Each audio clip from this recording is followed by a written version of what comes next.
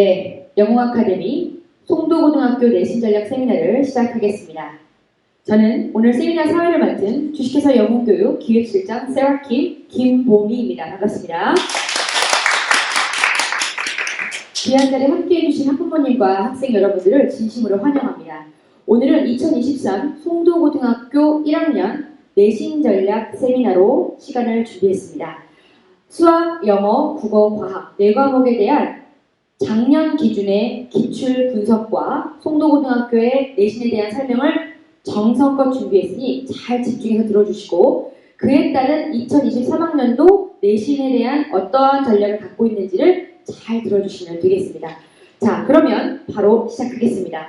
첫 번째 순서는 송도고등학교 국어 출제 경향과 그에 따른 전략에 대해서 들어보실 시간입니다. 오늘 강연은 영웅아카데미 국어 김민지, 수강교 민티 선생님께서 해주시겠습니다. 따뜻한 박수 부탁드리겠습니다.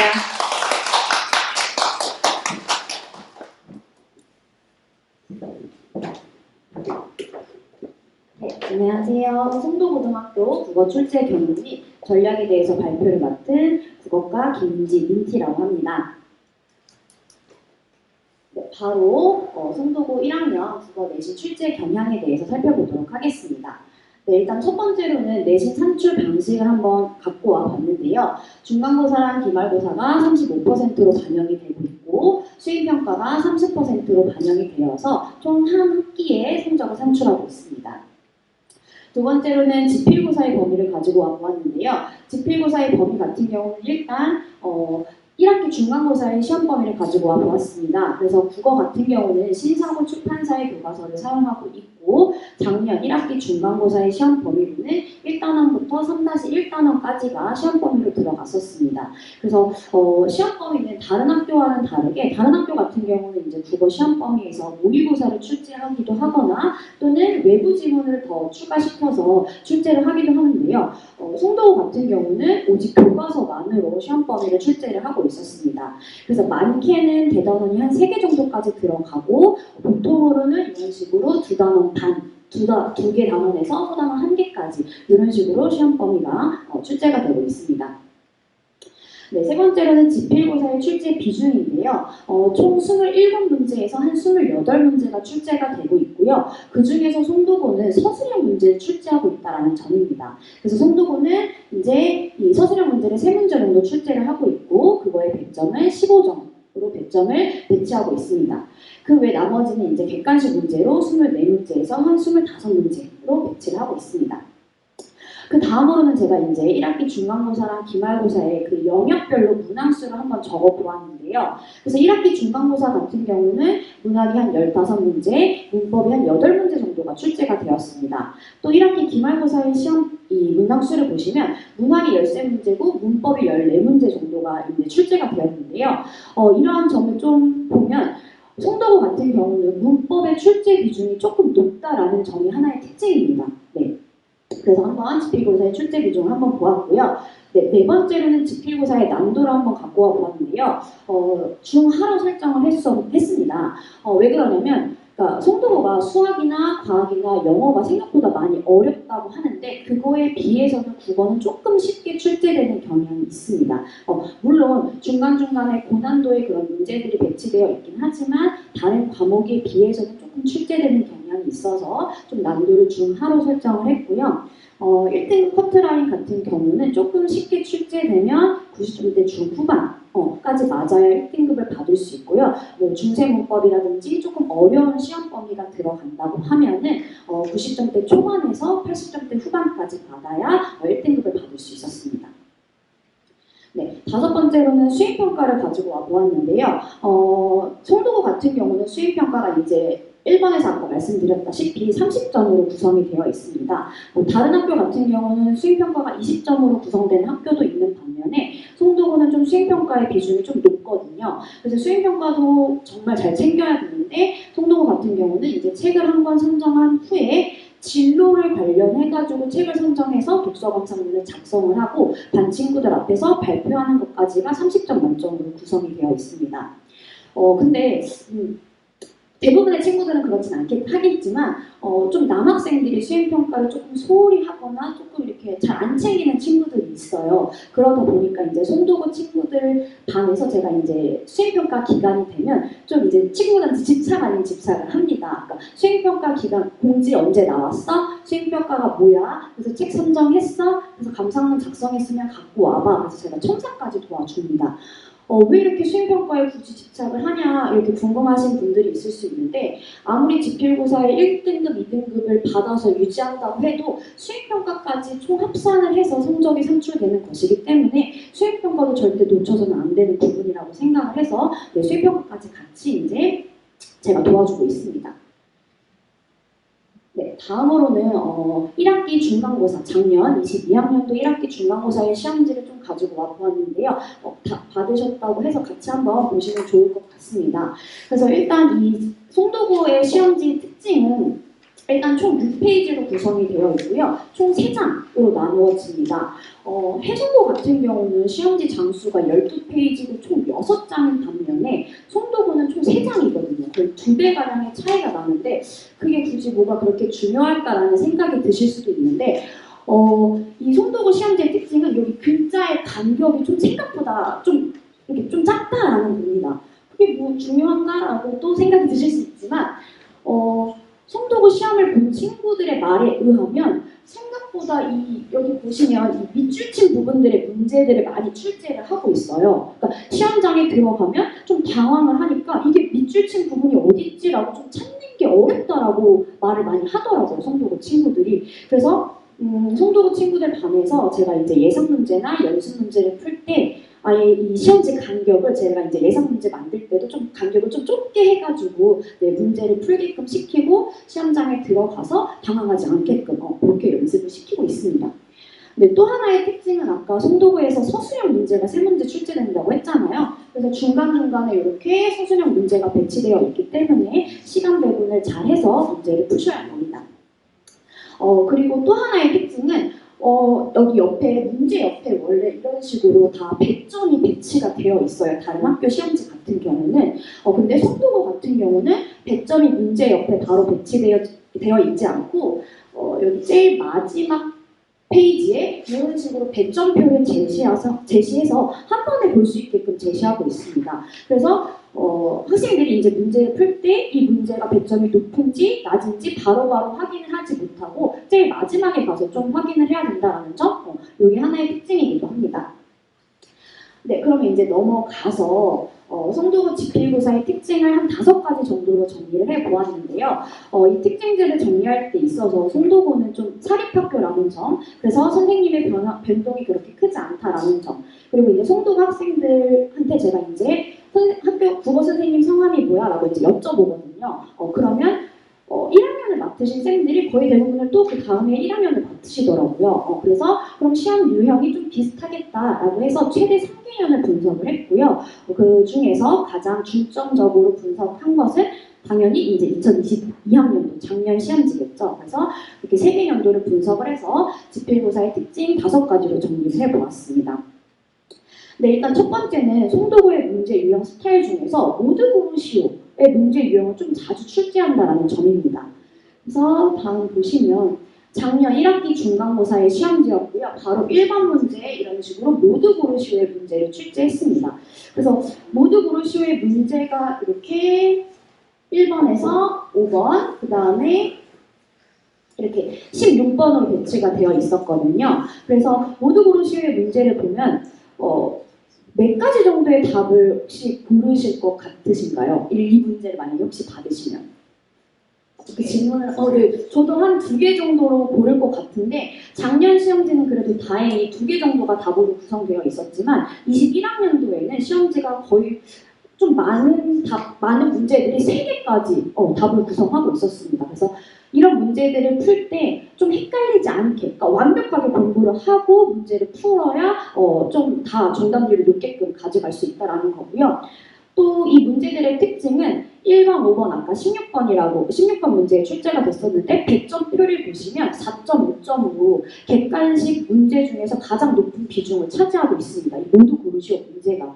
그렇기 때문에 이런 문제를 풀기 위해서는 조금 평소에 헷갈리지 않게 완벽하게 숙지해서 시험장에 들어가서 문제를 좀 맞출 수 있도록 공부를 해야 된다라고 생각을 하고요. 네, 그 다음으로 가보면 모두 고르시오랑 조금 비슷한 유형이긴 하지만 이렇게 가나다라 보기를 주고 맞는 개수가 몇 개야라는 문제 스타일도 생각보다 국어에서 많이 냅니다. 그래서 모두 고르시오라든지 이런 총 몇 개가 맞는 건지 이런 것들을 문제를 풀기 위해서는 네, 그 시험 범위에 해당하는 내용들을 완벽하게 숙지하고 헷갈리지 않게 풀 수 있게끔 제가 이제 도와주고 공부하게끔 하고 있습니다. 네, 지필고사의 특징 두 번째로는 서술형 대비를 완벽하게 해야 된다는 건데요. 고등학교 국어 시험에서 서술형 문제가 나온다? 그럼 너무 어려운 거 아니야? 라는 막연한 두려움을 갖는 친구들이 꽤 있습니다. 근데 송국어 같은 경우는 서술형 문제가 생각보다 그렇게 어렵게 출제되고 있진 않아요. 그래서 작년 1학기 중간고사 시험지를 보시면 여기 미음에서 세상에서 가장 아름다운 상처에 시적 의미를 서술하는 문제를 출제했었는데 이 부분은 교과서 학습활동에 이 세상에서 가장 아름다운 상처 함축적 의미 이렇게 똑같이 나오고 있습니다. 그래서 교과서 학습활동을 바탕으로 서술형 문제를 많이 출제하고 있고요. 그러면 이 교과서 내용을 꼼꼼하게 암기하고 있어야 되겠죠. 서술형을 작성하기 위해서는. 네. 두 번째, 1학기 중간고사 시험지에 이제 서답형 3번 문제도 마찬가지로 피동 표현의 부적절한 사용을 묻는 문제를 출제해서 이거를 이 보기에서 두 가지를 골라서 올바르게 고치는 문제를 출제했습니다. 근데 이 부분도 마찬가지로 교과서에 해당하는 예문, 건축물은 그에 의해 만들어졌습니다. 이 예문이 여기 라 부분에 똑같이 출제가 되고 있었습니다. 그래서 교과서 내용만 완벽하게 숙지한다면 서술형은 그렇게 크게 어렵지 않게 풀 수 있을 거라고 생각이 됩니다. 그리고 21학년 1학기 중간고사 시험지도 마찬가지로 순서교대의 원리 4가지를 작성하는 게 맨 마지막 문제로 출제가 되었었거든요. 근데 이 부분도 교과서에 이렇게 4가지를 제시하고 있었습니다. 네. 지필고사의 특징 세 번째로 넘어가 볼 텐데요. 문학작품의 외부 지문이 반드시 출제가 된다라는 점입니다. 이 부분은 송도구뿐만 아니라 다른 학교 시험도 마찬가지이긴 하지만 문학작품의 외부 지문이 어떻게 출제가 되냐 보면 여기 이제 송도구의 최척전이라는 교과서 시험 범위를 실어놓고 이 A, 오경에 대한 인물의 처지와 정서가 가장 유사한 것을 고르는 문제 해서 1번부터 5번까지 학교에서 배우지 않은 낯선 문학, 낯선 현대시를 제시해놓고 고르는 문제가 출제되고 있습니다. 또 그 다음 2021학년도 1학기 기말고사 시험지도 마찬가지로 돌다리라는 현대소설을 제시해놓고 이 1번부터 5번까지 여기서는 고전 시가를 주고 외부 지문을 주고 아버지의 신념과 가장 유사한 것을 고르는 외부 지문이 출제되고 있습니다. 또 그 다음 유형도 보시면 아예 1번부터 5번까지 각각의 다른 문학 작품이 아니라 아예 이렇게 하나 통으로 보기를 제시해서 외부 지문을 출제하는 경우도 있었고요. 이런 식으로 현대시, 시험 범위에 해당하는 현대시를 주고 또 다른 현대시와 비교해서 풀 수 있는 문제를 제시하고 있었습니다. 그래서 이런 문제를 대비하기 위해서 이제 평소에 송도고 학생들이랑 이제 낯선 현대 문학 작품 또는 고전 문학 작품을 평소에 이제 분석하고 연습하는 걸 시키거든요. 그래서 시에서 뭐 예를 들어서 화자를 찾고 이 화자의 상황이 어떠한지 화자가 가지고 있는 정서가 무엇인지를 스스로 분석하게끔 한 다음에 강사의 답안과 비교해서 뭐가 적절한지 적절하지 않은지를 평소에 연습하는 것을 꾸준하게 시키고 있습니다. 네, 다음으로는 지필고사의 특징 네 번째로 넘어가 볼 텐데요. 문법 문제의 출제 비중이 송도고에서는 높다라는 점입니다. 네, 그래서 보시면 1학기 기말고사의 시험지를 좀 가지고 와봤는데요. 이 시험지 문제에서 13번부터 마지막에 해당하는 27번 문제까지 한 14문제 정도가 기말고사 시험에서 문법 문제로 출제가 되고 있었습니다. 네, 그래서 이 기말고사 시험지 중에서 13번과 14번을 조금 확대해서 갖고 와 보았는데요. 이 문제의 유형을 보시면 이런 식으로 지문을 주고 13번 13번, 14번 문법 문제를 푸는 유형도 등장을 하고 있습니다. 이런 문제 스타일은 모의고사에서 지금 11번, 12번에 해당하는 문제 유형이고요. 그래서 문법 문제 출제 스타일을 보면 모의고사 유형과 조금 비슷하게 출제하거나 조금 고난도로 출제하는 경향이 있기 때문에 문법 문제를 평소에 문법 이론을 이런 식으로 지문을 주고 또 문제를 풀게끔 지문이 생각보다 문법 문제임에도 불구하고 좀 길게 출제가 되고 있습니다. 그래서 평소에 이제 내신 대비 들어가기 전이나 방학 때 평소에 이제 송도고 친구들과는 문법 이론을 조금 빡세게 돌린 다음에 고난도의 문제를 푸는 연습을 좀 많이 하고 있습니다. 네. 지필고사의 특징 5번째인데요. 어휘 관련 문제가 이제 매번 출제된다는 점입니다. 그래서 문제를 한번 보시면 이런 식으로 기역, 니은, 디귿, 리을, 이음 밑줄 쳐놓고 이렇게 1번부터 5번까지 사전적 의미가 적절하지 않은 문제 유형을 내고 있고요. 또 다른 문제 유형으로는 다른 말로 교체했을 때 가장 어색한 거 이런 식으로 어휘 관련 문제가 매 시험마다 출제되고 있기 때문에 어휘 관련해서도 평소에 이제 모르는 어휘를 사전 찾아서 이 의미를 확인하도록 시키는 연습을 하고 있고요. 어휘 관련해서 또 다른 문제 유형으로는 이런 식으로 한자성어를 내는 문제들도 출제를 하고 있습니다. 또 다르게는 속담과 관련해서 객관식 문제로 출제를 하고 있는데요. 이렇게 한자성어랑 속담을 객관식 문제 말고도 서술형으로 낸 적도 있습니다. 그래서 아예 한자성어를 서술형으로 작성하는 거, 속담을 서술형으로 작성하는 문제를 내고 있기 때문에 평소에 이제 고사성어를 이제 제가 줘서 그걸 외워서 시험 보게끔 하는 연습을 내신 대비를 하기 위해서도 평소에 하고 있습니다. 네, 그래서 지필고사의 특징 5가지를 정리해 보았고요. 그러면 이제 송도고 1학년 내신 시험에서 고득점을 맞기 위해서는 어떻게 해야 되냐? 이거를 5개를 정리해보고 마치도록 하겠습니다. 네, 첫 번째는 시험 범위에 해당하는 교과서를 완벽하게 이해하고 암기해야 된다라는 점인데요. 이건 뭐 너무 당연한 거 아니야 라고 생각하실 수 있겠지만 국어 같은 경우는 이제 송도고에서 영어, 수학, 과학에 비해서 조금 그래도 쉽기 때문에 국어를 조금 소홀히 하는 경향이 있습니다. 그래서 그렇게 국어를 소홀히 하지 말고 완벽하게 이해하고 암기한다면 조금 고득점을 받을 수 있거든요. 그래서 이 1번에 제시해봤고요. 그 옆에 제가 학교 수업 열심히 듣기라는 키워드를 좀 정리해 보았는데 이 부분은 굳이 왜 적었냐? 송도고 쌤들이 학교에서 이제 수업을 할 때 중요한 부분을 좀 언급을 많이 해주시더라고요. 그래서 이 부분에 별붙여, 이 부분 중요해 라는 부분을 언급해 주신 부분에서 서술형 문제가 생각보다 많이 출제가 되고 있습니다. 그래서 평소에 학교 수업 열심히 듣고 체크를 한 교과서를 제가 나중에 갖고 오라고 하거든요. 그래서 그 교과서를 보고 제가 예상 문제를 내고 서술형 대비를 시키고 있습니다. 그래서 학교 수업 열심히 듣기를 1번에 적어 놓았고요.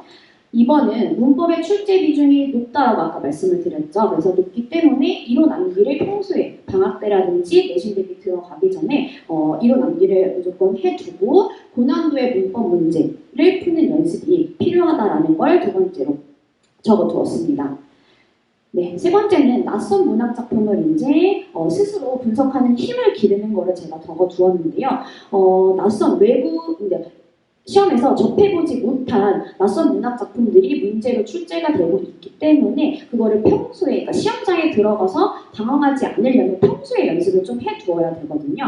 그래서 낯선 문학 작품을 스스로 분석하는 힘을 길러야 된다라고 적어두었고 그 옆에 제가 이제 책 교재를 적어두었는데 이 교재는 올림포스 현대문학이랑 고전문학은 2학년 때 지금 학교 송도고에서 부교재로 사용을 하고 있거든요. 그래서 만약에 어떤 교재를 선정을 해서 이 문학작품을 공부해야 되지? 라고 궁금증이 있는 친구들이 있다면 현대문학이랑 고전문학, 올림포스 책을 사서 이 책으로 이제 공부를 하면 도움이 될 것 같습니다.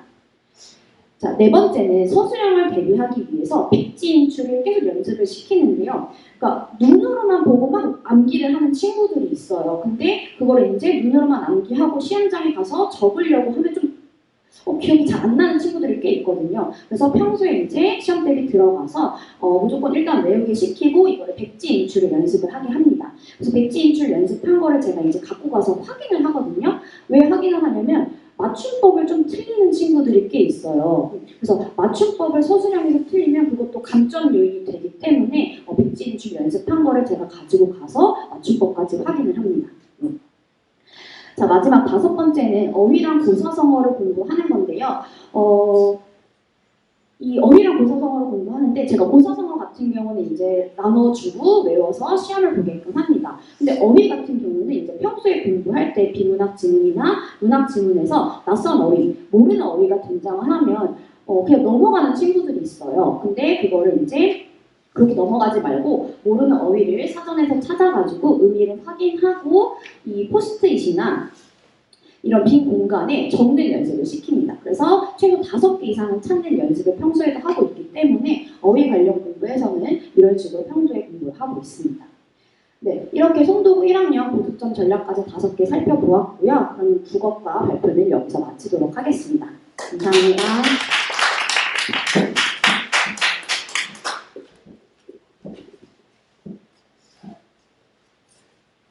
방금 전 민티 선생님께서 말씀하신 것처럼 다른 과목들에 비해서 비교적 쉽다라고 해서 간과해서 절대 안 됩니다. 저희 학원에서 송도고 학생들이 언제나 내신 때 되면 가장 얼굴이 뜨끈뜨끈해 보여요. 그만큼 만만치 않지만 송도고에 대해서 이렇게 깊이 있게 연구하고 계신 선생님들이 저희는 계시기 때문에 저희 영어 아카데미 선생님들과 함께라면 잘 이겨낼 수 있을 겁니다. 자, 바로 이어서 가겠습니다. 다음 순서는 송도고등학교 수학 내신에 대해서 알아보실 시간입니다. 송도고등학교 수학 출제 경향과 그에 따른 전략을 고등수학과 최문경, 수강교 수리 선생님께서 해주시겠습니다. 큰 박수 부탁드리겠습니다. 네, 송도고등학교 이제 수학 상당히 어렵습니다. 처음부터 시작부터 제가 이제 좀 무거운 말씀을 드렸는데 정말 어렵습니다. 네, 그 부분에 대해서 이제 하나하나 좀 볼 텐데요. 일단은 첫 번째 송도고등학교는 약간 좀 독특한 성향을 가지고 있어요. 그 부분이 어떤 부분인지 다 말씀을 드리겠습니다. 자, 첫 번째 이제 내신 출제 경향에 대해서 말씀을 드릴 텐데요. 중간고사가 40%, 기말고사가 40%, 그리고 수행평가가 이제 20%로 이제 구성이 되어 있습니다. 지필고사 범위는 이제 방정식, 다항식에서부터 이제 그 여러 가지 방정식, 부등식까지 해서 좀 범위가 조금 많은 편이기는 해요.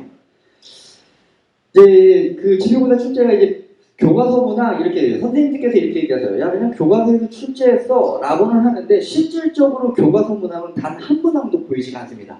네, 대부분의 이제 모의고사 형태의 이제 변형 문항으로 구성이 되는데 여기서 가장 중요한 점은 송도고등학교는요, 다른 고등학교랑 다르게 선생님들께서 직접 문제를 만드세요. 그러니까 그 어디에도 없는 문제예요. 일반적인 시중에 있는 교재에 그런 유형들의 문제가 없어요. 그러니까 친구들이 봤을 때는 전혀 새로운 문제가 되는 거죠. 한 번도 보지 못한 그런 유형들의 문제가 있는데 그렇다고 그 문제들 자체의 난이도가 그렇게 너무나 어렵다는 건 아니지만 문제 자체가 낯설기 때문에 친구들이 느끼기에는 난이도가 상대적으로 높을 수밖에 없습니다. 그 비교하는 부분은 뒤에 가서 말씀을 드릴게요. 난이도는 상입니다. 네, 송도권에서 가장 어려운 난이도를 가지고 있습니다. 자, 지필고사는요, 이제 그 기본적인 베이스 개념보다도 약간 개념을 깊이 있는 심화 개념을 통해서 문제를 좀 접근하는 연습이 필요하고요. 그다음 모의고사 형태의 문제는 출제가 되기 때문에 일반적으로 그냥 막 막무가내로 공식을 써서 문제를 풀어나가는 게 아니라 그 부분에 대한 개념을 정확히 이해해서 그 문제를 정확하게 이해했느냐 안 했느냐를 가지고 문제를 해결할 수 있다 없다가 만들어지기 때문에 정확한 부분은 이제 모의고사 형태의 문제를 좀 많이 풀어보는 연습이 필요합니다. 그리고 가장 중요한 건 송도고등학교는 문항이 18문항이에요. 타 학교는 이제 21문항에서 23문항으로 구성되는데 타 학교보다 문항수가 훨씬 월등히 적죠. 근데도 매번 시험 볼 때 시간이 부족합니다. 끝에 문제까지 다 보지를 못해요. 그리고 1등급 커트라인이 이제 60점에서 70점대로 이제 형성이 되고요. 학년 평균이 이제 40점대로 형성이 되는데 가장 심했을 때 학년 평균이 32점이 나온 적이 있었어요. 1등급 커트라인이 65.8이었습니다. 그러니까 32점대 학년 평균이 나오는 건 풀어서 맞은 친구랑 찍어서 맞은 친구랑 거의 비슷한 점수대가 나오는 거죠. 수행평가 부분은 수학 독서와 서술형 평가인데요. 서술형 평가는 선생님께서 사전에 문제를 공지해 주세요. 근데 숫자도 바뀌지 않고 똑같이 나옵니다. 즉 수행평가는 큰 의미가 없어요. 그냥 그 전에 공지했던 문제만 본인이 열심히 풀어서 연습만 했다면 누구나 다 만점을 맞을 수 있는 게 기본적인 수행평가입니다. 대부분의 남학교는 수학평가 부분에 대해서 큰 비중을 두지는 않고 있어요. 지필고사로 모든 걸 다 승부를 걸겠다라는 느낌으로 갑니다. 그럼 이제 이어서 시험지를 좀 볼 텐데요. 네. 이 친구는 빼곡하게 잘 열심히 풀었어요. 열심히 풀었지만 점수는 그렇게 아름답지는 못합니다. 그러니까 문항은 아까 말씀드렸다시피 총 객관식 16문항과 그 다음에 서술형 2문항에서 18문항으로 구성이 되어 있어요. 근데 문제가 이제 잘 보이시지는 않을 거예요. 그래서 이제 조금 확대해서 보여드릴 텐데, 제가 이 문제를 어디에서 발췌를 했을까 많이 이게 여러 가지 모의고사라든가 뭐 고난도 심화서라든가 다양한 문제집을 다 훑어봤는데 어디서 발췌됐는지 찾을 수가 없어요. 즉 선생님께서 문제를 직접 제조하셨기 때문에 만드셨기 때문에 문제를 찾을 수가 없는 거예요. 그 부분에 대해서 일단은 가장 대표적으로 기본적인 친구들도 풀 수 있는 문항은 총 18문항 중에서 8문항은 있어요. 8문항은 일반 시중 교재에 나와 있는 그런 문항들인데, 근데 그 8문항도 과연 쉽지는 않아요. 그러니까 절대 쉽게 가지를 않죠. 한 번에 풀 수 있는 문제가 거의 없어요. 이 문제를 해결해서 그 다음을 해결해야지만 문제를 해결할 수 있기 때문에 그러한 부분에 대해서 타학교 기출문제랑 조금 분석을 해서 좀 알려드리겠습니다. 기말고사 시험지입니다. 정말 열심히 풀었죠? 자, 그러면 이제 그 부분에 대해서 이제 말씀을 드릴게요. 속도고등학교 5번에 있어서 2022학년도 5번 문제였어요. 일반적인 다항식 문제는 모든 고등학교가 이제 객관식 1번으로 많이 출제가 되는 문제거든요. 보다시피 이제 다른 학교에서 1번에서 이제 다음과 같이 출제가 돼요. 모든 참고서, 모든 시중에 있는 교재들의 첫 번째 단어는 1번 문제예요. 즉 모든 학교들이 다 공통적으로 내고 있는데 속도고는 좀 다르게 냅니다. 그냥 쉽게 안 간다라는 거죠. 얘를 계산해서 그것에다 어떠한 것을 또 덮어 씌워버리는 거예요. 그럼 걔를 해결해서 한 번 더 계산을 해야지만 문제를 해결할 수 있게끔 나오는 거거든요. 그러니까 어머님들이 보시기에는 비슷한 것 같은데 라고 느끼겠지만 친구들이 막상 문제를 보면 어라? 얘는 뭐야? 라는 형태로 문제를 한 번 더 꼬아서 낸다라는 거죠. 두 번째 문제도 보여드릴게요. 얘는 가장 보편적인 문제예요. 그런데 이 보편적인 문제조차도 숫자를 상대적으로 크게 제출을 합니다. 계산 실수를 유발하는 거죠. 그러니까 그냥 풀 때 너희들이 누구나 다 알 수 있는 거야. 하지만 숫자를 키워서 계산하면서 아이들이 좀 경각심을 갖게끔 숫자 부분을 좀 확대를 시키는 부분이고요.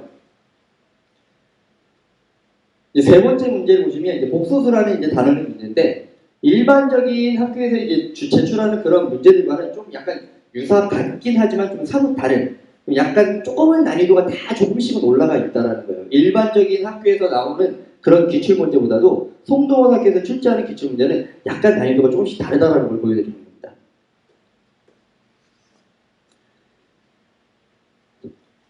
3번 문항 같은 경우는 이제 보편적으로 많이 출제되는 문항이에요. 근데 얘는 이제 일반 시중 교재에 많이 보편적으로 나와 있기 때문에 쉽게 말해도 아까 제가 말씀드렸던 8개 문제 정도는 누구나 다 풀 수 있다고 말씀드렸잖아요. 그러한 유형들의 문항만 좀 보여드리는 거예요.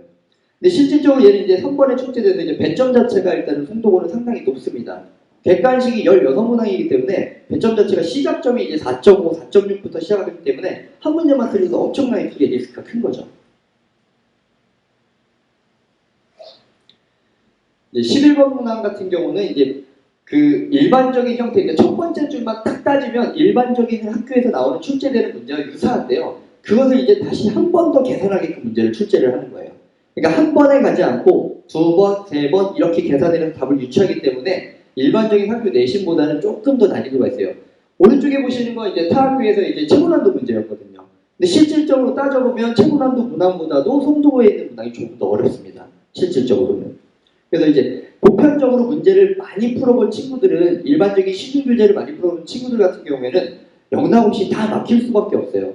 거기에서 한 단계 더 응용이 돼야 되는데 이제 그 부분이 만들어지지 않고 일반 시중에 있는 A, B의 형태로만 문제를 풀어나가다 보면 C라는 단계까지를 넘어가야 되는데 그 단계까지를 갖지를 못하거든요. 그래서 가장 큰 문제점이 되는 게 송도고 친구들이 이제 고득점을 받지 못하는 가장 첫 번째 문제는 일반에 있는 시중에 있는 센이라든가 RPM이라든가 이런 기본적인 유형서들의 형태로만 문제를 접근하기 때문에 외웠다는 거죠. 문제 푸는 방법을 아예. 응용을 해야 되는데 응용보다는 이제 암기에 가까운 거예요. 근데 송도고에서 원하는 건 암기가 아니라 응용 단원이거든요. 어떠한 문제를 가졌을 때 그 녀석의 본질을 정확히 깨달아서 그 본질을 통해서 문제를 어떻게 해결할 수 있니? 이걸 물어보는 게 송도고 시험의 다 포인트거든요. 근데 대부분의 친구들은 이 문제는 이 공식을 써서 푸는 거야 라는 형태의 이제 단답형의 형태로 구성되어 있기 때문에 그 다음 단계로 나가지 못한다는 게 가장 큰 문제점이 됩니다. 이 문제도 마찬가지로 동일한 형태지만 난이도가 조금씩 올라갔다는 거. 그래서 제가 이제 이러한 형태들로 이제 지금 이제 그 픽페이지를 준비한 이유는 일반 송도고등학교 문제는 시중에 있는 문제를 응용해서 선생님께서 이제 변형 출제를 하시기 때문에 일반 시중 교재로만 학습을 하게 된다면 높은 점수를 절대 받을 수가 없다는 거예요. 네, 다 동일한 형태의 문제들을 이제 말씀을 드린 거고요. 예, 뭐 마찬가지의 이제 형태들의 문제들만 계속 좀 반복적으로 보여드릴 부분이니까 좀 넘어가겠습니다.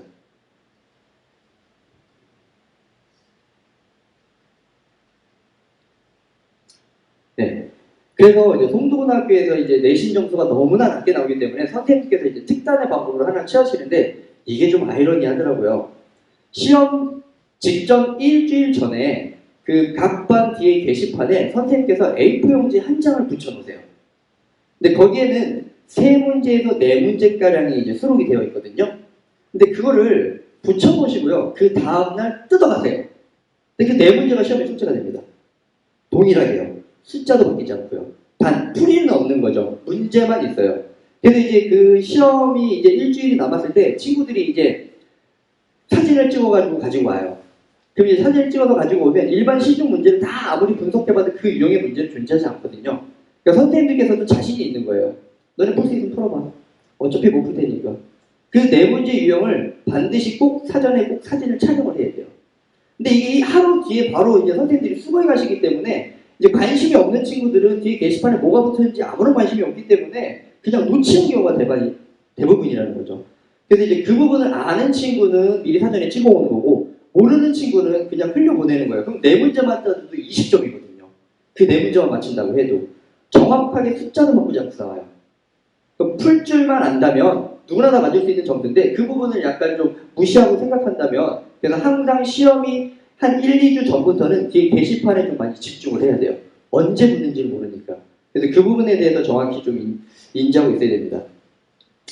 좀 내신에 대해서 좀 그 총평을 말씀드리면 일단 첫 번째는 모의고사 형태의 학습이 많기 때문에 모의고사 형태의 학습을 좀 진행을 해야 돼요.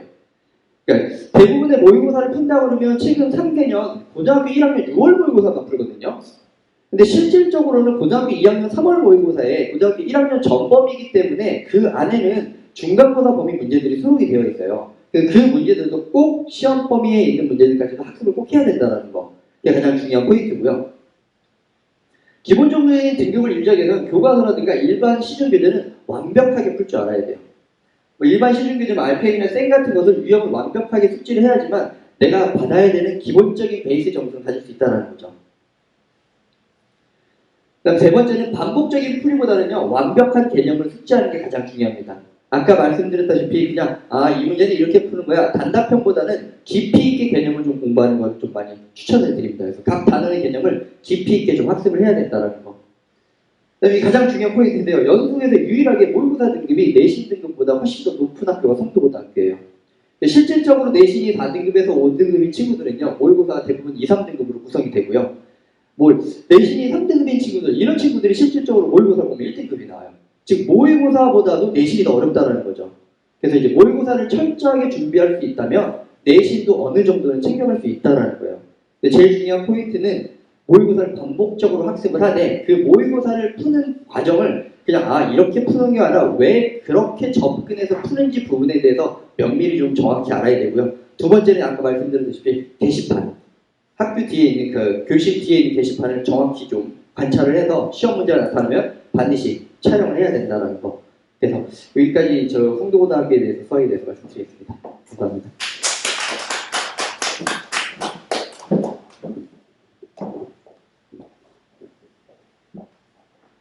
네, 어머님들 들으시기에는 게시판 확인 당연히 하겠지 하시죠? 근데 우리 아들들 주는 것도 가끔씩 놓치는 경우가 있습니다. 꼭 꼼꼼하게 선생님들의 공지사항과 관련 자료들을 챙길 수 있도록 아낌없이 격려하시면서 안내해 주시는 게 필요하지 않을까 싶습니다. 저희 영웅 아카데미도 학생들에게 꼼꼼하게 관리하면서 최선을 다해 지도하겠습니다. 자, 바로 이어서 가겠습니다. 다시 이번에는 언어 영역으로 한번 가볼까요? 영어 시간입니다. 송도고등학교 영어 출제 경향과 그에 따른 전략을 고등영어과 권유진 수강교 유진 선생님께서 나오셔서 상세하게 그리고 열심히 진행해 주시겠습니다. 따뜻한 박수 부탁드리겠습니다.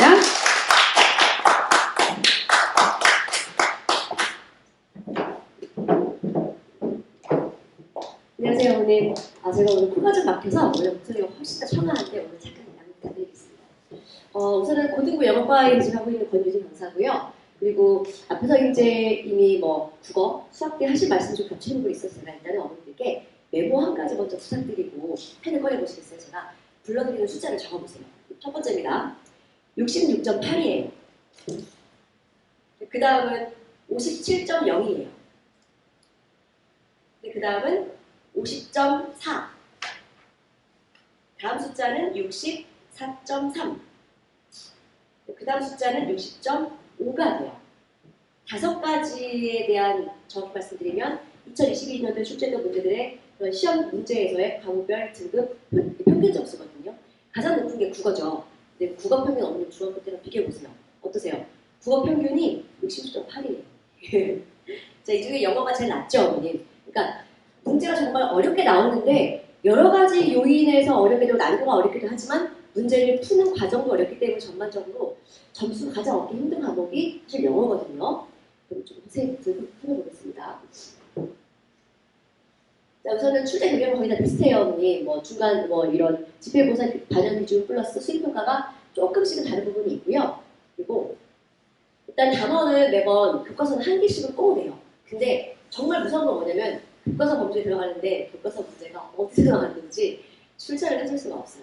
그러니까 범위에는 포함이 되지만 교과서 문제가 이게 교과서 문제인가라는 걸 확인할 게 좀 있습니다. 그 이유는 뭐냐면 기본적인 어떤 개념 바탕으로 본문 이해도 바탕으로 그대로 나오는 문제가 아니기 때문에 거의 문법 콘텐츠 정도만 약간 실제로 응용돼서 나온 문제라서 간접 연계나 마찬가지로 볼 수 있겠거든요. 그래서 교과서 문제는 사실 확인하기 좀 어려운 부분이고요. 그리고 이제 부교재가 한 4개 단원 정도인데 주로 이제 한 강당, 한 단원당 한 10개나 12개 정도의 지문을 내시거든요. 그래서 지문 개수가 타학교육에 많진 않아요. 그리고 깔끔하게 일단은 3가지가 들어가지만 그중에 부교재는 많이 나와봤자 지문이 한 48개 정도입니다. 하지만 다른 여고 인근 학교들은 지문 적어도 한 60, 70개 되거든요. 그러니까 비중적으로 분량이 많이 출제되는 그런 학교는 아닙니다. 자, 일단은 1학기 중간고사 2021년도와 22년도 2개년 정도를 제가 평균치를 내봤어요. 평균치를 봤더니 부교재는 가장 이제 비중이 압도적으로 많죠. 그 다음에 교과서는 3%인데 일단은 나와봤자 한 문제입니다. 그리고 응용되는 거. 이게 무슨 말씀인고 하니 외부 지문이 가끔 나오는 경우도 있고요. 그리고 응용이라는 것은 부교재 나왔던 그런 어법적인 개념들, 교과서 나왔던 어떤 어법적인 개념들, 그리고 가끔 이 반영비를 정확히 지금 내기가 힘든데 학교 제공해주는 추가 학습 자료에서 언급되는 기본적인 어법 사항들을 바탕으로 해서 응용 문제를 내거든요. 그러니까 아이들이 많이 사실 포기하는 경우에는 이런 말들이 많아요. 공부에도 어차피 안 나온다. 하지만 그렇게 말하는 친구들 치고는 공부를 열심히 하지 않습니다. 네. 일단은 중요한 것은 이 출제 비중이 가장 높은 이제 부분이기도 하지만 그대로 공부한 대로 그대로 나오지 않기 때문에 평소에 응용 실력을 많이 키워줘야 한다는 그런 부분이 있어요. 그리고 전반적인 난이도는 상입니다. 어떤 경우에는 정말 극상의 경우도 있고 난이도가 평균치를 보자면 상 정도가 되겠고요. 그리고 집필고사 특징은 제가 일단 한 4가지 간추리겠지만 우선은 어법 비중이 가장 높습니다. 그리고 이제 서술형 감점 기준이 매우 까다롭다는 점인데 이거 제가 일단 샘플을 보여드릴게요. 그래서 그나마 가장 이제 아이들이 자신 있게 할 수 있는 것들은 수행평가예요. 거의 단어 시험 그대로 보고 주어진 문장 그대로 가끔 암기해서 영작 시험이지만 순수 영작이 아니고 읽는 거 암기 영작이기 때문에 거의 이거는 점수를 확보를 해야 되는 성실도를 보는 그런 학기 과정을 보시면 될 것 같습니다. 수행평가는 상당히 어렵지 않은 부분이다. 자, 시험지 페이지는 아까 보셨겠지만 송도고 전반적으로 비슷한 느낌의 어떤 시험지 분량을 보실 수 있을 거예요. 총 이게 1학기 21년도 거였고요. 재작년 거죠. 1학기 중간고사 정도의 비중만 제가 시험지 모아봤더니 정확히 5페이지가 나옵니다. 그리고 마찬가지로 그 이듬해인 작년이죠. 그렇죠? 22년도에 1학기 중간고사 문제도 마찬가지로 5페이지가 나오는데요. 그러니까 분량적으로 많은 느낌을 주진 않지만 실제로 이 위아래 줄, 이 간격이 좁기 때문에 사실 아이들의 가독성이 좀 떨어지는 부분이 있어요. 그래서 시간의 문제를 빠르게 집중해서 풀기가 조금 어려운 부분도 있더라고요. 대체로 약간 그런 게 있어요. 여고 같은 경우는 여학생들의 아킬레스건을 건드리는 문제들이 나와요. 그리고 남고 같은 경우는 비중이 많지 않아도 이 아들들의 아킬레스를 정말 건드리고 막 파괴시키고 찢을 수 있는 그런 문제는 충분히 많이 낼 수 있거든요. 송도고는 지금 비중적인 부분보다는 이제 응용력을 확인해야 한다는 부분과 약간 주어진 이제 범주를 가지고 얼마큼 단회독을 돌려서 이거를 소화시키는지, 그 소화시킨 걸 바탕으로 응용하는 문제, 그리고 이따 자세히 보여드리겠지만 서술형 채점 기준이 매우 깐깐하거든요. 그래서 아들들은 시키는 대로 하는 걸 너무 싫어해요. 자기 스타일에 맞게끔 자기가 할 수 있는 정도로 하는 걸 좋아하지, 사실 너무 깐깐하게 조건을 주어주면 너무 싫어하거든요. 그러면 제가 자세하게 또 하나씩 보여드릴게요. 자, 송도고 영어의 지필고사의 특징은 이렇게 표현해 볼게요. 일단 이상적인 평가 방식을 좀 버리고 있어요. 무슨 말이냐면, 좀 다른 얘기긴 한데, 일반적으로 교육 공학적으로 보면요, 어머니, 초반에 이게 가장 이상적인 문제 분포도예요. 예를 들면 뭐 초반에 한 1, 2, 3번, 4번 정도까지 초반부 문제는 뭐냐면 조금 난이도가 좀 적절하게 풀 수 있는 워밍업이 되는 문제를 풀어야 돼요. 그리고 조금 난이도가 점점점 올라가면서 중간쯤 한 페이지로 한 3, 4페이지 정도에 있는 모의고사가 그렇거든요, 어머니. 중간 정도의 문제가 어려운 문제가 분포가 많이 되어 있어야 정상적인 분포도고, 이 나라에서 공통적으로 이렇게 해서 문제를 내는 것이 가장 바람직하다라고 정해놓으신 국룰이에요. 근데 송도고는 이 패턴이 없어요. 보시면 일단은 제가 2개년도를 정리해봤습니다. 가장 상단 보시면 1, 2, 3, 4번까지 정리해봤거든요. 이 패턴이 똑같이 유지가 되지 않아요. 중간고사 때는 문항이 33문항이죠, 어머니. 그 가운데 1번부터 요지 이 정도는 좋아요. 거의 일반적인 패턴입니다. 근데 이제 3, 4번부터 어법을 하게 되죠. 전반적으로 데이터, 뭐 요지, 주장, 제목 정도 건드려주고, 내용을 이해하는 문제, 이런 문제 다음에는 이제 어휘가 정도가 나와줘야 좀 적절하게 좋은데, 보시면 이제 같은 요번 어부님 지금 잠시만 제가 연도 한번 말씀드렸네요. 다시 하겠습니다. 2022년 기준으로 해가지고 2년 전까지 작년입니다, 어머님. 기말고사를 보시면 간접쓰기라는 유형이 나와요. 이게 뭐냐면 주어진 지문을 두고 주어진 글에 알맞는 A, B, C 순서는 쉬운 것 같죠? 근데 주어진 문장을 또 집어넣기 문제, 그리고 내용상 무관한 문제, 이런 문제를 통틀어서 간접쓰기를 보거든요. 근데 이런 친구들이 초반에 나옵니다. 생각보다 시간이 오래 나오는 친구들이에요. 그리고 이제 어휘 판단이죠. 그리고 이제 2학기 넘어가 볼게요. 2학기 때는 중간고사에서는 처음부터 밑주름이가 나왔는데 이건 모의고사에 나오는 문제 유형이고, 빈칸 추론보다 조금 더 어려울 수 있어요. 주어진 밑줄친 문장이 의미하는 바가 뭔지를 영어 보기로 골라야 하는 부분이기 때문에 사실 모의고사에서도 높은 배점을 주는 문제인데 1번부터 나왔어요. 고민을 많이 하고 시간을 많이 끌라는 얘기죠. 그래서 사실 시간 안배 문제가 가장 큽니다. 자, 마지막 작년도 2학기 기말고사 문제인데요. 보시면 2학기 때는 문항수가 3문항이 추가가 되었어요. 객관식에서 3문항이 추가가 되고요. 주관식은 늘 6문제가 나옵니다. 보시면 내용 일치인데 거의 보기는 영어 보기로 보시면 되겠습니다. 한글 보기 잘 안 나오고요. 그다음에 간접쓰기 파트가 되겠습니다. 그래서 작년도에 하나, 둘, 셋, 네 가지를 봤을 적에 초반부의 문항에서 생각보다 고민을 많이 하고 시간을 뺏기느라 전반적으로 점수를 얻는데 좀 불리할 수도 있었다는 점을 좀 말씀드릴게요. 자, 두 번째 보시겠습니다. 자, 저는 깔끔하게 빨리 할게요. 가장 높은 이제 출제 비중 개수를 가진 건 첫 번째 7번은 어법이에요. 어법성 문제는 이따가 자세하게 찾아있다가 어떤 내용으로 어떻게 나를 보여드릴게요. 그리고 두 번째 6은 어휘예요. 어휘 관련 문제이고, 근데 이제 어휘의 뭐 명령풀이 이런 거 절대 안 나옵니다. 명령풀이는 송도에 나오지 않고요. 전반적으로 이제 문맥상 알맞은 어휘를 묻는 문제도 있고, 그리고 주어진 이 지문 내에서 어휘가 보기 속에 있는 어휘와 같은 의미인지, 다양한 종류의 어휘 문제이기 때문에 한 종류만 나오는 게 아니고 여러 가지 유형의 어휘 문제가 나온다. 그 다음 6번째는 뭐냐면은 이거는 간접쓰기, 순서 문제가 되고요. 요즘 빈칸 추론만큼 어려운 게 간접쓰기 문제가 돼요. 그리고 또 하나 6번째는 뭐냐면 이제 빈칸 추론이죠. 그리고 여기 6번째는 뭐냐면 6개는 서술형입니다. 그럼 나머지 2개는 뭐냐? 요거는 그거예요. 정말 그냥 글의 요지를 알맞은 거, 제목을 알맞은 거. 거의 영어 보기로 나온다고 보시면 될 것 같아요. 가끔 한 1년에 4번 정도 시험 보면 그 중에 한 번 정도는 뭐 요지나 제목 이런 것들을 주지 이런 것들을 한글로 주긴 하지만 거의 영어 나는 점이고요. 자, 샘플을 좀 보여드릴게요. 보시면 어법상 틀린 부분이 있는 건데 아까 국어 시간에도 드셨겠지만 주어진 개수가 나오지 않아요. 답이 한 개일 수도 있고 두 개일 수도 있고 세 개일 수도 있습니다. 네. 전반적인 남학생들이 싫어하는 문제여야 되겠죠. 네, 사실 이런 문제들은 평소에 꾸준한 데일리 테스트 통해서 유사문학으로 훈련을 많이 시키면 풀 수는 있어요. 대비를 가능한 부분이고요. 그리고 일단 이 정도는 되게 클래식한 문제인데 정확히 말씀드리면 2021년도 2년 전에 나왔지만 작년도에 출제되지 않았던 문제이거든요. 중학교 시험 문제 맞죠? 네. 여전히 어법성에 대한 클래식한 부분들을 많이 다루고 있는 학교 성공이라는 걸 확인할 수 있습니다. 자, 그리고 아까보다 밑줄은 적죠? 밑줄은 적은데 이번엔 친절하게 개수를 알려줬어요. 하지만 개수가 여러 가지지만 이 중에 하나를 골라야 하는 부분인 거죠. 밑줄이 지금 총 7개 정도가 되죠. 그 가운데 빠른 시간 내 문제를 읽고 판단하여 정답을 골라야 하는 문제입니다. 마찬가지로 시간 안배는 거여서 조금 힘들 수 있겠죠. 다음, 이런 형태의 어법들이 있습니다. 이제 어법상 틀린 밑줄이 없죠. 밑줄이 없고 마찬가지로 몇 개인지 모르겠어요. 자세히 보시면 제가 옆에 단어로 타이틀이 보이는데 범인의 학습 문법 응용이다. 그러면 정확히 말씀드리면 여기 있는 지문들은 교과서에 있는 문자 가운데 하나를 그대로 따온 것도 아니고요. 모의고사 이런 EBS 부교재 가운데 지문에서 똑같은 문장을 따온 건 아니에요.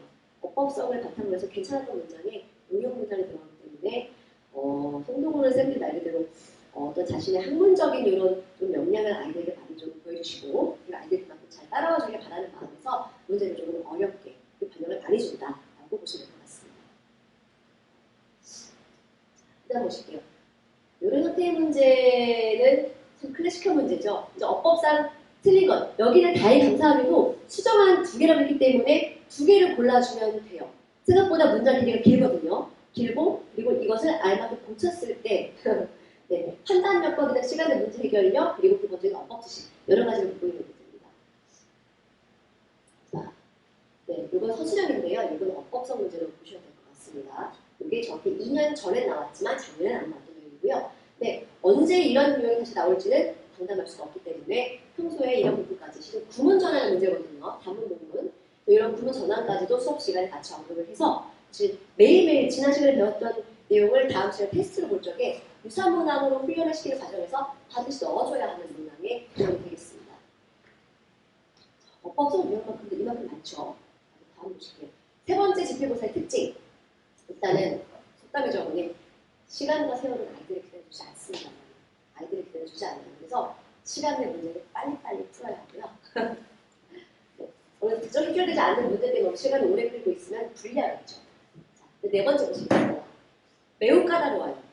사실 가독성이 조금 좋은 시험지는 아니기 때문에 방금 내가 밑줄 친 부분에서 읽었던 이 부분이 어딨었지? 한 번 풀고 두 번째 풀 때 다시 위로 올라가 확인하는 과정도 오래 걸리겠지만 채점 기준 역시 너무나 까다롭습니다. 일단 밑에 서술형 문제거든요. 전반적으로 좀 차이는 뭐냐면 이 글밥이 길거나 조건이 이 중에 한두 개가 더 주어지거나 조건은 2개의 경우도 있고 3개의 경우도 있고 4개의 경우도 있습니다. 네, 이런 문제들 가운데 밑줄 친 부분을 채워넣는 거죠. 제시어 보이시나요? 하나, 둘, 3가지가 돼요. 조건 좀 보실게요.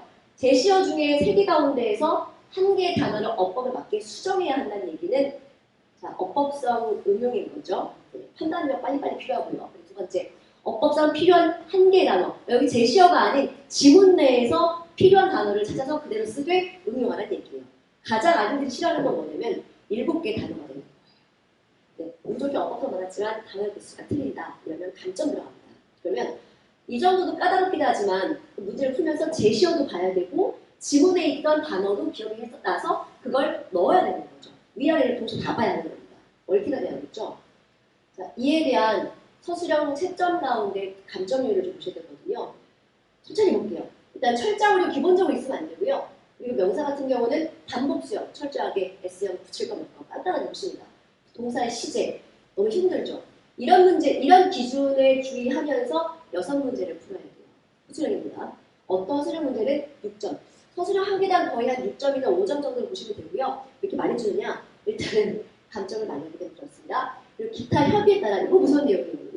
기타 협의에 따라서 추가적인 감점이 있을 수 있다는 건 뭐냐면 선생님 보시기에 이건 출제 의도에 어긋나는 문항이 그런 답변이다. 그러면 그 문제는 바로 가차없이 감점이 이루어지게 되죠.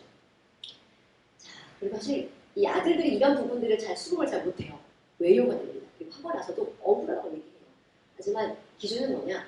협의에 따른 추가적 감점, 이걸 조건을 거신 출제에 유한 쌤의 의도를 충분히 따라야 하기 때문에 사실 이 시험이 끝나고 나서 서술형 문제 들고 와서 쌤 이거 맞지 않을까라고 저랑 아무리 협의가 해도 학교생과 협의가 되지 않으면 어쩔 수 없습니다. 감점은 철저하게 많이 이루어지게 되고요. 그리고 조건은 제시어. 제시어는 변형하지 말아야 돼요. 그리고 변형할 수 있는 건 지문대에 있는 걸 가지고 변형.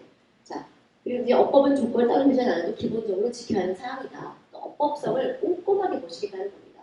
생각보다 문제 유형을 언뜻 보기에는 모의고사 형태 문제랑 수능형 문제랑 별 차이가 없는 걸로 보여요. 근데 사실 푸는 과정에서는 어법성 판단을 그렇게 많이 하는 그런 문제를 보시면 되겠습니다. 서술형 6문제였었어요, 오늘. 서술형 6문제. 그리고 앞에 객관식에서는 어법성이 7문제이기 때문에 합쳐보세요. 13문제입니다. 그러면 어법성 판단 문제가 가장 많다라고 보실 수 있겠습니다. 말 그대로 이게 많이 서술린 거지 어법성 판단 활용 문제가 되는 거거든요. 자, 그리고 이제 다음 경우에 해당되면 0점을 부여한다는 얘기가 돼요. 영어를 기술하지 않은 경우 한글말로 막 쓰는 친구도 있습니다. 모르겠어요. 죄송해요. 그냥 빵점 나오거든요. 그리고 글씨를 애매하게 쓴다. 이거 조심해야 돼요.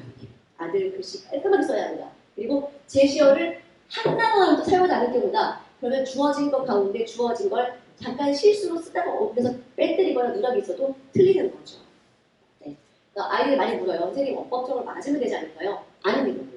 능동과 수동의 태를 거꾸로 이런 거죠. 제가 선생님이 밟았다 낙엽을 반대 뒤집을게요. 낙엽이 밟혔다 선생님에게 거꾸로 쓰면 안 된다는 얘기입니다.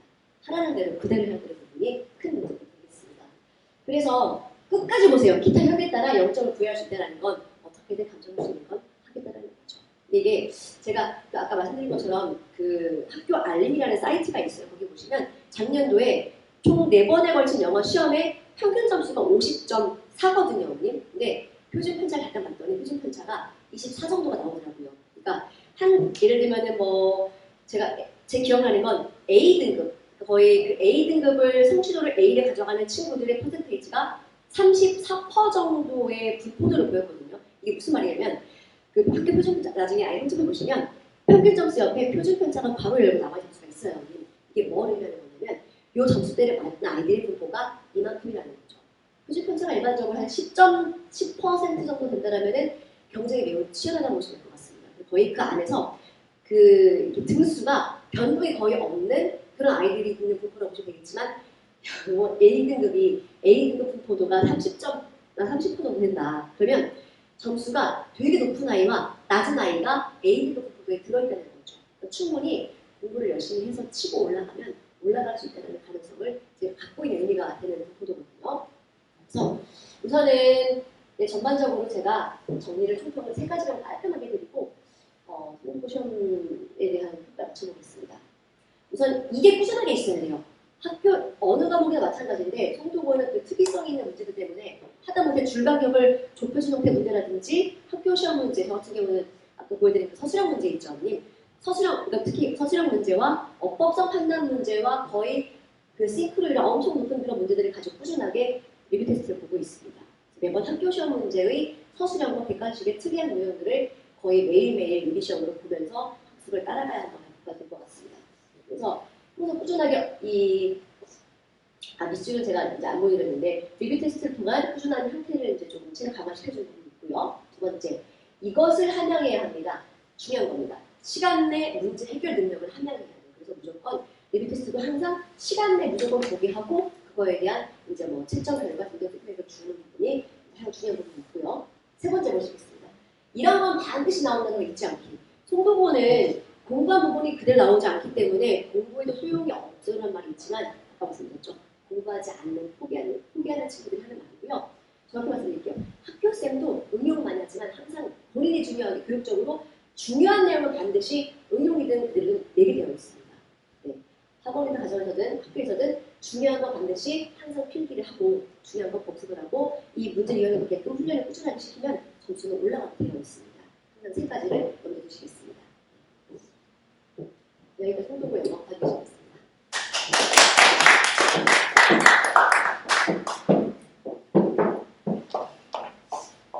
네.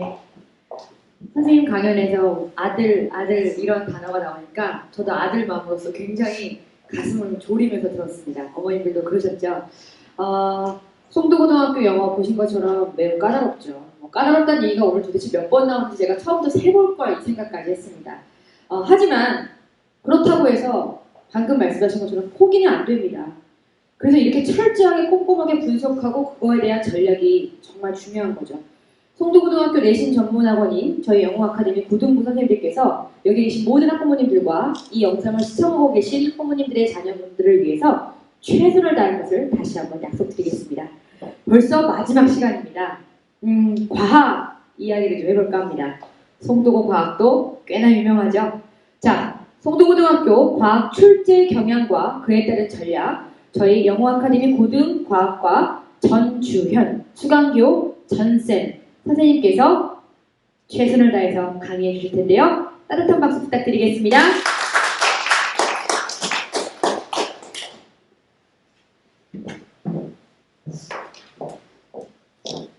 안녕하십니까. 네, 지금부터 바로 송도고 내신 대비 문제 특징에 대해서 빠르게 말씀드리도록 하겠습니다. 일단 1학년 과학 내신 출제 경향에 대한 전반적인 상태인데요. 일단 내신 산출 방식은 거의 학교들이 비슷할 텐데 중간고사 40, 기말고사 40, 수행평가 20%로 이루어져 있습니다. 그리고 지필고사 범위는 총 4단원 중에 1단원 정도의 분량으로 송도고 같은 경우에는 앞단원부터 차례차례로 담당 선생님께서 진행하고 있는 형태의 그 과학 수업을 유지하고 있는데요. 교과서와 학교 부교재에서 출제한다고는 되어 있지만 나중에 자세한 지필고사의 특징에 대해서 말씀드릴 때 보면 굉장히 다양한 자료에서 그리고 선생님들이 그런 자료를 그대로 내시지는 않거든요.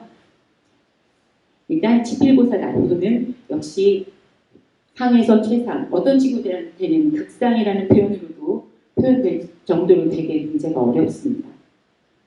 그리고 수행평가는 프로젝트 10%라고 해서 포스터 제작이나 발표 등이 있고요. 그리고 과학 독서 등을 하고 나서 그리고 인포그래픽이라고 해서 그래픽 디자인 위에 자기가 작성한 독서 내용들을 과학 독서 내용들을 차분하게 정리해서 발표하는 등의 이런 수행평가를 진행하고 있습니다.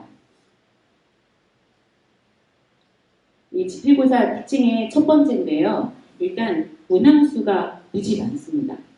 일단 일반적인 타 학교의 과학 문제 수는 평균적으로 26문제, 많으면 27문제 이렇게 가거든요. 그런데 제가 22년, 21학년도에 그 중간 기말 고사들을 다 쭉 객관식과 서술형을 정리를 해보면 굉장히 뚜렷한 게 일반 고등학교들은 서술형이 거의 없는 형태로 최근 2개년간 진행되어 왔던 것 같아요. 그렇지만 송도고는 서술형이 이렇게 많은 비중을 차지합니다. 물론 서술형의 채점이 되게 까다롭기 때문에 아주 고난이의 물리학 문제여서 이 문제들을 다 해결해야 되는 식을 쓸 것 같으면 그걸 단답으로 쪼개갖고 내는 등의 형태로 그 문항의 각각의 배점들이 분명하게 주어지거든요. 그러니까 서술형 6문제인데 최대한 한 문제에 단답으로 3개씩 쪼갠다고 가정을 해봐도 가장 적게 나온 21학년도 객관식 문제 서술형 5문제여도 한 문제 안에 단답으로 3문제씩이 포함되어 있다고 가정을 하면 벌써 30문제가 넘죠. 그러니까 문제를 아이들이 계속 풀고 나서 고개를 딱 들면 종친다는 표현을 해요. 그것도 풀어내면. 대부분은 중간 정도까지 시험 문제를 풀다가 대부분의 아이들이 멘붕이 온다는 표현을 합니다. 선생님들이 중간 정도 풀고 있는데 10분 남았어 이렇게 표현한다고 하시거든요. 보시면 이렇게 시험지를 제가 쭉 이렇게 캡처해서 보여드리고 있고 지금 자료에도 들어있을 텐데 이게 중간고사만 지금 쭉 나열해 놓은 거거든요. 가장 중간고사 시험이 쉽습니다. 1학기 중간고사가 가장 쉬운데 이 쉬운 문제도 보시면 굉장히 읽기 싫게 되어 있어요. 가독성이 떨어지고요. 글밥도 되게 많습니다. 과학시험지인데도. 그리고 뒤에 가면 서술형이 이렇게 쭉 나열되어 있거든요. 일단 문항수가 굉장히 많아서 빠른 독해와 빠른 이해를 바탕으로 해서 빨리빨리 답지를 구성하지 않으면 진짜 시험지를 다 끝까지 보지 못하는 경우가 발생할 수 있는 그런 시험지이기도 합니다. 그리고 두 번째 특징은 일단 기출모의고사 변형 문제가 많아요. 그러니까 여기 제가 중간고사 범위 내에서만 유사 모의고사 문제들을 지금 발췌를 해봤거든요. 지금 22학년도 1학기 중간고사 1번이고 여기는 20년도 고1 11월 모의고사 1번이거든요. 문제의 패턴은 동일한데 답지는 전혀 다르죠. 선생님들께서 풀이를 참조하실 때도 있고 답지를 그냥 그대로 내지는 않으세요. 보기를. 문제는 유사한데 내용들은 조금씩 다릅니다. 그러니까 모의고사를 참고하시기는 하지만 그 모의고사를 절대 그냥 내지는 않으신다는 거죠. 그러니까 그 모의고사 한 문제를 풀어도 오답지에 왜 이게 틀렸지까지 분명히 자기가 이 틀린 부분을 체크하고 옳게 고쳐놓을 수 있을 만큼 문제풀이에 굉장히 세심해야 된다는 거죠. 자연스럽게 이 모의고사 3개년거의 문제는 당연히 필수로 기출문제 교재로 자기가 풀어야 되지만 한 문제를 풀더라도 오답 체크까지 분명히 해놓는 그런 노력이 필요한 그런 시험 유형입니다. 지금 보시면 찾은 자료만 이렇거든요. 중간고사 범위만. 자, 그렇고 이렇게 문제가 되게 유사한데 답지 배열은 아예 틀리죠. 이 답지를 제가 풀이 과정에 보면 틀린 오답지를 정답으로 고쳐서 답지에 다시 배열을 해놓거든요. 그러니까 아이들이 웬만하면 모의고사에 선생님이 낸다는 건 아셔도 답을 외울 수가 없어요. 풀어내지 않으면. 그러니까 본인이 분명히 풀고 그걸 확실하게 이해를 해야만 어떤 문제가 나와도 대처할 수 있는 겁니다. 이것도 마찬가지죠. 이거는 일반 객관식 문제를 이렇게 서술형 문제로 했는데 밑에다가 다른 별들의 진화 과정을 첨부해서 문제를 조금 더 어렵게 구성을 했습니다. 이것도 유사 문제인데 답지의 배열은 정말 틀리죠. 그 다음에 세 번째 특징은 송도고만의 문제 유형이 따로 있습니다. 보시겠습니다. 이게 22학년도 1학기 기말고사 서술형 1번이거든요. 21학년도 1학기 기말고사 서술형 1번입니다. 문제가 21학년도에 제 기억에는 맨 앞에 딱 배치가 돼 있었던 것 같아요. 그런데 22학년도는 이게 서술형 뒤끝에 배열이 되어 있거든요.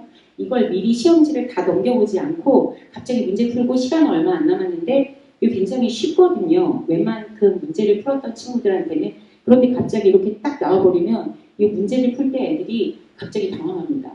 왜냐하면 많은 양이거든요. 사실 짧은 시간 안에 다 본인이 머릿속에 갖고는 있어도 갑자기 당황스러우면 이걸 다 어떻게 해결하지라는 생각을 하게 되거든요. 이런 문제들을 선생님들이 많이 외워야 되는 단원이나 아니면 용어 정리가 분명해야 되는 단원 같은 경우에는 이렇게 배치를 해버립니다. 그러니까 아이들이 용어를 분명히 알고 있는지를 판단하는 것도 되지만 아이들 입장에서는 굉장히 빡세죠. 자, 그리고 22학년도 1학기 기말고사와 21학년도 1학기 기말고사인데 이게 기말고사 영역에 변별력 단원이 들어가요.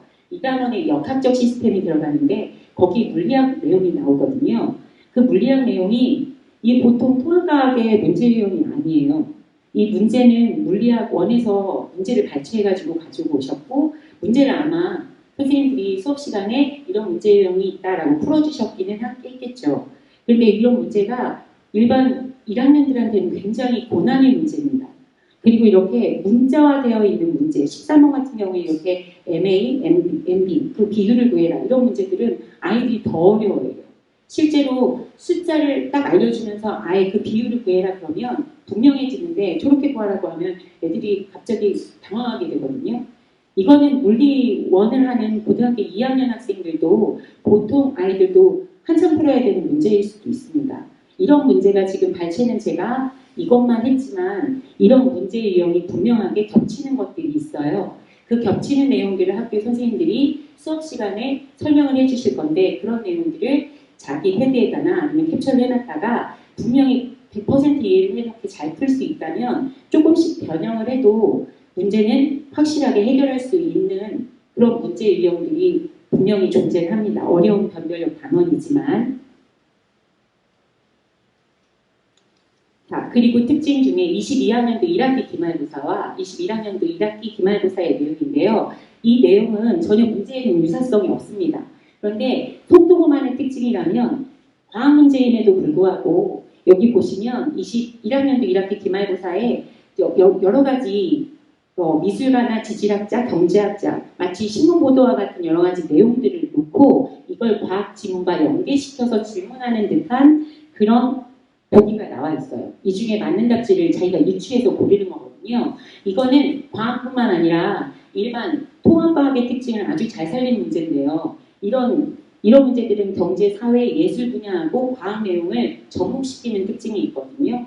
이런 문제들 굉장히 즐겨내세요. 지금 이것뿐만 아니라 기말고사나 2학기 기말고사나 중간고사의 내용들을 보면 일반 생활과 연결시킨다든지 그렇기 때문에 신문기사를 참조한다든지 물론 교과서의 내용을 아주 충실하게 잘 반영하는 특징도 있거든요. 그런데 이렇게 외부 자료를 갖고 오는 거죠. 이 서술형 2번 같은 경우에는 교과서의 자료이기도 하고 교과서의 심화 보충 자료이기도 하고 이런 내용들 같은 경우에는 생명2에 나오는 자료이기도 하거든요.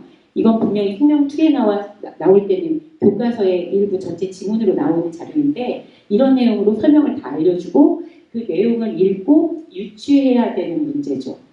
일단은 DNA의 구조와 DNA 상호적인 결합을 잘 이해한다고 하더라도 이 내용을 읽고 풀이하는 과정에서 매우 아이들이 당황할 수 있는 문제거든요. 풀어보지 않으면 이런 문제들이 그 속도고만의 시그니처 문제처럼 정해져 있는 문제들이 있다는 것입니다.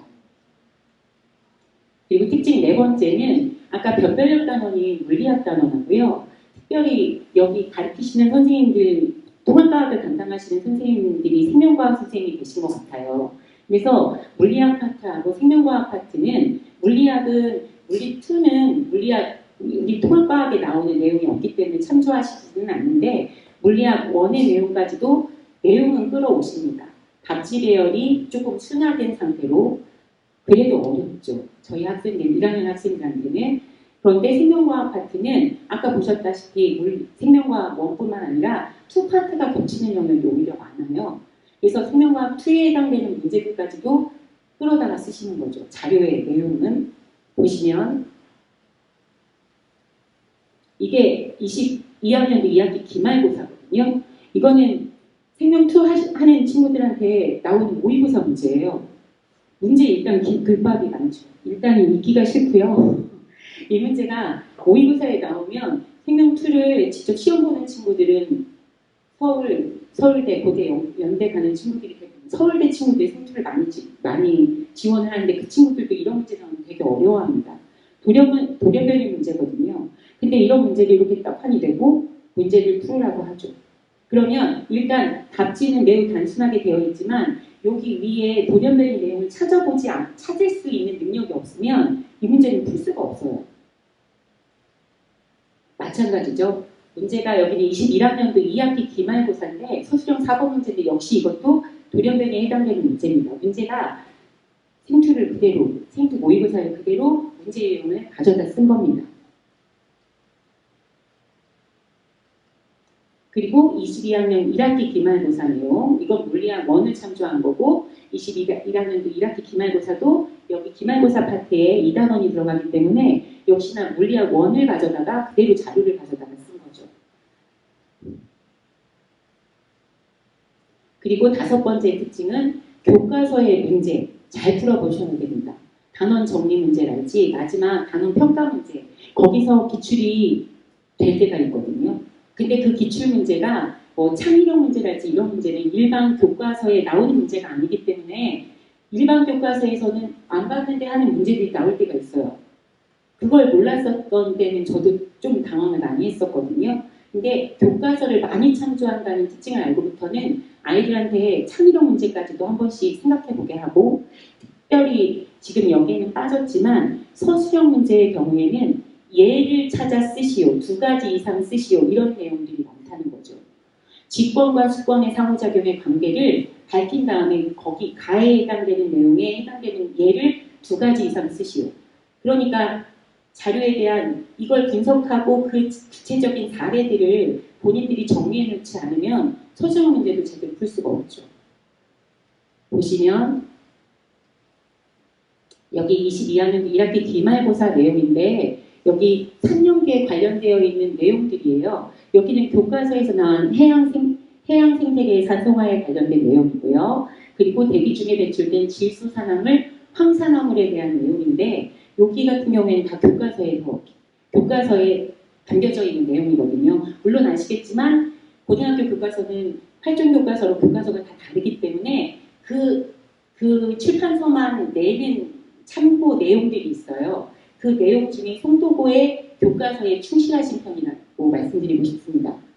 여기 보시면 적정 기술에 대한 자료가 있지. 다른 학교는 절대 적정 기술 문제를 안 봅니다. 본 적이 없어요. 하지만 송도고는 이 적정 기술이 교과서에 들어있고 물론 다른 학교도 들어있습니다. 근데 이 적정 기술에 대한 문제들을 선생님들이 굉장히 좋아하시지는 않겠지만 꼭 교과서를 참조하신다는 거죠. 여기 보면 21학년도 1학기 기말고사인데요. 이 기말고사의 이 내용은 이 교과서의 그림을 외워버려야 돼요.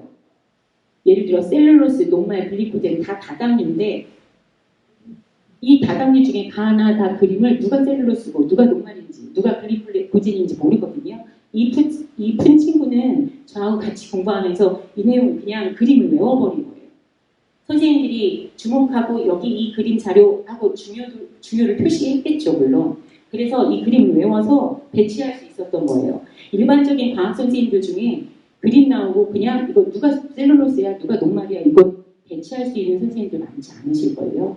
그러니까 따로 관심 들여서 이 그림에 대한 자료를 따로 숙지하지 않는다면 이거 어떡하지 하고 당황할 수 있는 문제입니다.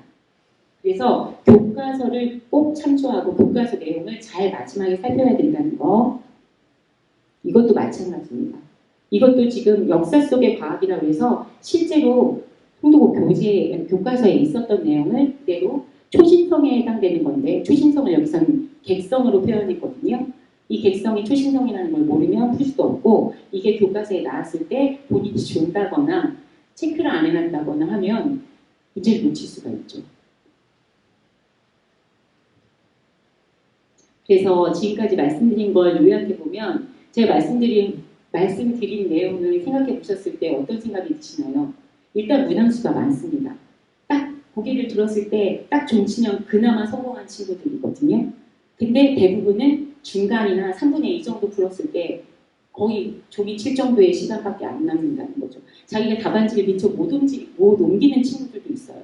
그래서 나중에 문제들을 다 찍어버리고 납치에 옮기는 데 시간을 할애하는 친구들도 많다는 거죠.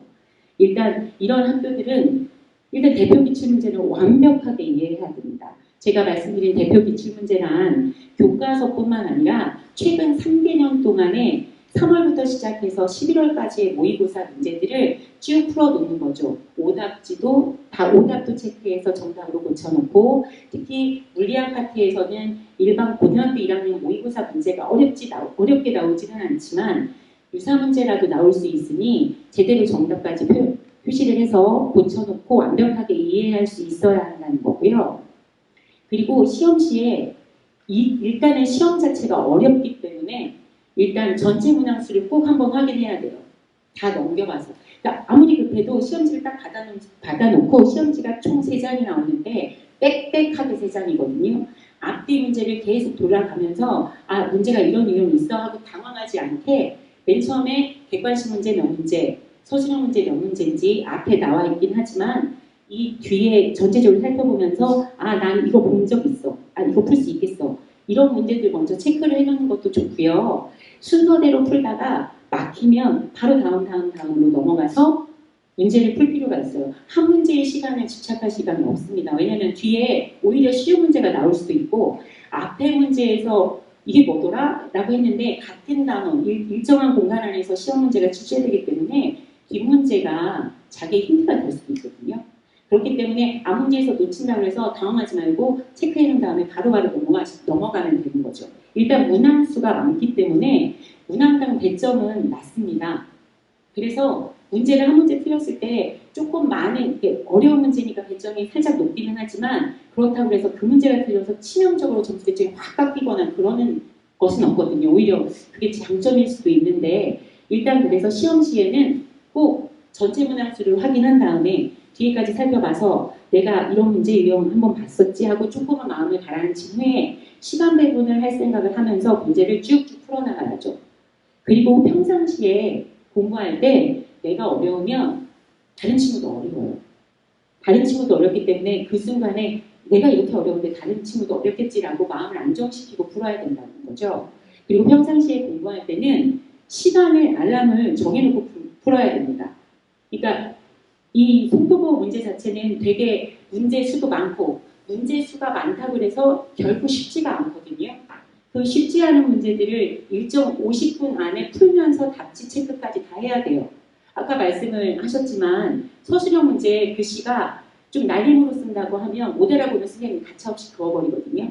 그렇기 때문에 답지도 잘 옮겨 써야 되기 때문에 이런 시간까지 다 해야 한다면 평상시 문제를 풀 때 빠르게 푸는 연습을 해야 되죠. 그래서 친구들한테 저는 문제를 한 문제를 풀 때 알람을 정해놓거나 아니면 좀 어려운 문제를 풀 때 최소 시간으로 내가 정말 이 시간 안에는 못 풀겠는데 하는 시간을 정해놓고 될 수 있으면 그 시간 안에 푸는 연습을 하라고 말을 하거든요. 평상시에 우리 친구들 문제 풀 때 보면 풀다가 다른 거 보고 풀다가 뭐 핸드폰 보고 풀다가 다른 생각했다가 다시 문제 또 돌아오고 하는데 그런 연습은 도움이 안 돼요. 우리가 대부분 송도고등학교 1등급들은 정해져 있다는 말을 해요. 그러니까 특목고를 가기 위해서 준비했던 친구들이 방향을 전환했거나 아니면 떨어진 친구들이 송도고를 가면 과학은 1등급을 받는다. 2학년도 같은 패턴이라 그런 말들을 많이 합니다. 하지만 일반적으로 내가 준비하지 않았어도 결국 1등급을 못 가지 않아요. 일반적으로 중학교 때 평균 B를 맞았던 친구도 본인이 조금 속도를 빨리만 해놓으면 최소한 2, 3등급 정도의 4, 2등급을 찍을 수는 있거든요. 근데 우리 친구들이 중학교 과정을 잘 마무리를 했고 지금 처음으로 통합과학을 공부하면서 시작한다고 해도 이런 조금 어려운 송도고 특징들을 이해한다면 과학에서 점수가 절대 점수가 꿀릴 일은 없거든요. 그러니까 이렇게 조금은 소개된 내용들이 도움이 돼서 송도고 과학이 여러분한테 조금은 나한테 이득이 되는 내신 등급을 줬어 라는 좀 평가를 받는 그런 좋은 시간이 되셨으면 좋겠습니다. 감사합니다.